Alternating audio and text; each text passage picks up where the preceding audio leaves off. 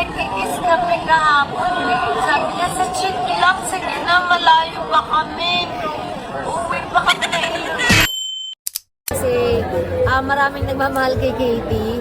Tapos nakita yung journey namin mag-ina. Tapos parang nakikita nila na parang dumating si Chris na, ayan na, may ano sa kanila. Parang nahulog sila sa ganong story.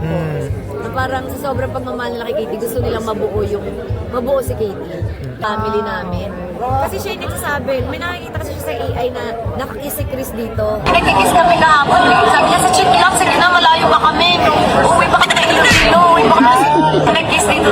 Diyos ko, naglupasay doon sa gitna. Ano nangyari? Inaalagaan niya po talaga kami. Oo, yung play. Natutulungan niya kami sa bahay. Ginagamit niya, mo ba? yung sala namin. Surprise ka ba pag nagparamdam siya sa'yo? Nagsabi siya.